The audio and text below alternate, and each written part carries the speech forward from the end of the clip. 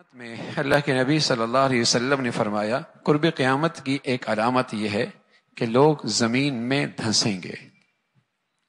اور عائشہ رضی اللہ عنہ فرمانے لگیں یا رسول اللہ کیا جب اس امت کے اندر بھی ہوگا؟ فرمایا ہاں، اس امت کے اندر خسف بھی ہوگا، چہروں کی شکلیں بھی بدل جائیں گی اور آسمان سے پتھر بھی برسیں گے.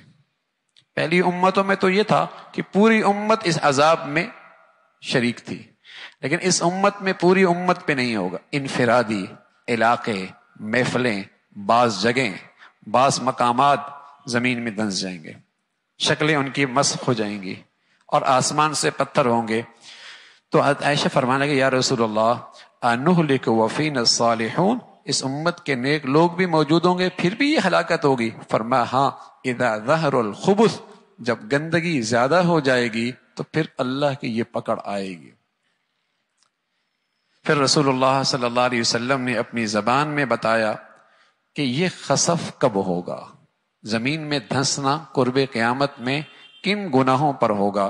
تو فرمایا المجاہرہ بالغناء والرفث، جب ناچ گانا کھلے عام ہونے لگ جائے گا، جب ناچ گانا کھلے عام ہو جائے گا، والمغازف، اور آلات موسیقی کھلے عام ہو جائیں گے، وشرب الخمور، اور شرابیں کھلے عام پی جائیں گی.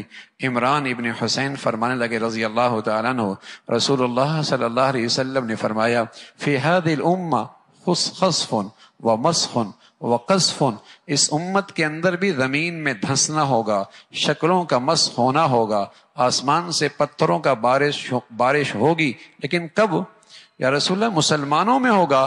آپ نے فرمایا ومتى ذلک، اس کے علاوہ کون، اور اس کے علاوہ کس پر؟ فرمایا جب یہ مسلمان اسلام کے نام لیوا اذا ظہرت القینات والمغازف وشربت الخمور، گانے بجانے والیاں اور آلات موسیقی کی جب کثرت ہو جائے گی اور شرابیں پی جائیں گی، پھر اس امت کے اندر بھی زمین میں دھنسنا ہوگا. یہ جو آپ کو نظر آتا ہے نا کہ ٹیلنٹ پورے ملک میں تلاش کیا جاتا ہے، کون اچھا گلوکار بنتا ہے، یہ ہونا ہے. اس لیے کہ قرب قیامت میں دھنسنا بھی تو ہے. جب تک یہ ٹیلنٹ تلاش نہیں ہوگا اس وقت تک یہ عام کیسے ہوگا؟ ٹیلنٹ تلاش کیا جاتا ہے نا، اور دانش گاہوں کے اندر، تعلیمی گاہوں کے اندر بھی کلاسز دی جاتی ہیں. اس نسل کو اب اسی کی ضرورت رہ گئی ہے. ناشتہ کہتا ہے، گاتا کیسا ہے. پہلے میں اپنے بچوں کو اللہ کا نام سکھاتی تھی، اور جب وہ گنگناتا ہے تو کہتے ہیں بچے میں ٹیلنٹ بہت ہے. جب وہ گنگناتا ہے اماں کے سامنے ناچتا، ٹیلنٹ بہت ہے. پہلے مائیں بسم اللہ پڑھاتی تھیں، اللہ کا نام سکھایا کرتی تھیں، اللہ کی بات سکھایا کرتی تھی. پوری کوشش ہوا کرتی تھی ماؤں کی کہ بچے کی زبان سے سب سے پہلے اللہ کا نام لے، اور اللہ کرے اس کی برکت سے آخری کلمہ بھی اللہ کا نام کا ہو اور اللہ کے نبی کی بشارت ملے کہ سیدھا جنت میں چلا جائے. لیکن اب کیا ہے؟ مائیں بچوں کو جب سینے سے لگاتی، چھاتی سے لگاتی تو ان کی تربیت کرتی تھی.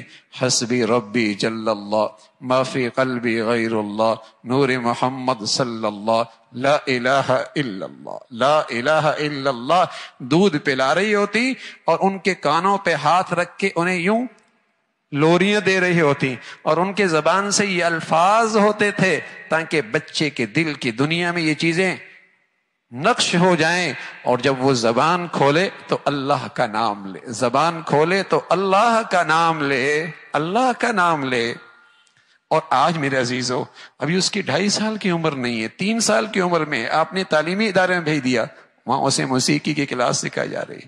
کیسی بد نصیبی ہے. عقل پر ماتم کیجئے، لاکھوں روپے بھی دیجئے اور اپنی اولادوں کو بھی ان کے حوالے کیجئے.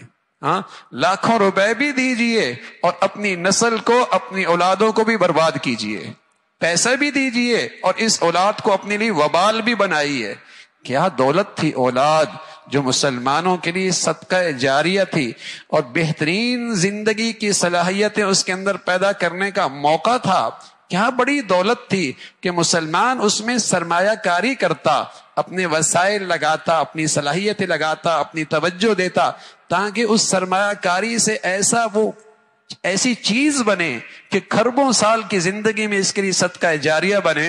اور دنیا کے چند ٹکوں کے خاطر اس کی آخرت بھی برباد کرتا ہے اور اپنی بھی آخرت برباد کرتا ہے، اپنی بھی آخرت برباد کرتا ہے۔ تو رسول اللہ صلی اللہ علیہ وسلم نے فرمایا اس امت میں خسف ہوگا جب آلات موسیقی اور گانا بجانا اور ناچنا عام ہو جائے۔ شریف گھرانوں کی عورتیں، ہاں شریف گھرانوں کی شادیاں، وہاں بھی اسٹیج اب سجتا ہے، جہاں ان کی نسلوں میں کبھی تصور بھی نہیں تھا کہ ان کی شادیوں کے اندر بھی اسٹیج پہ یہ سب کچھ ہوگا، لیکن ہو رہا، یہ سب کچھ ہو رہا ہے اور آگے بڑھتا چلا جا رہا ہے۔ تو ہاں ہوگا، اس لیے کہ قبر قیامت میں زمین میں دھسنا بھی تو ہے، مرنا بھی تو ہے، ہاں یہ قیامت کی شکل بھی پوری تو ہونی ہے۔ اللہ رب العزت ہمیں، ہماری نسلوں کو، ہماری اولادوں کو ان فتنوں سے اور ان گندگیوں سے ہمیشہ محفوظ فرمائے، اور اللہ اپنی ناراضگی سے، غضب سے ہمیشہ محفوظ فرمائے۔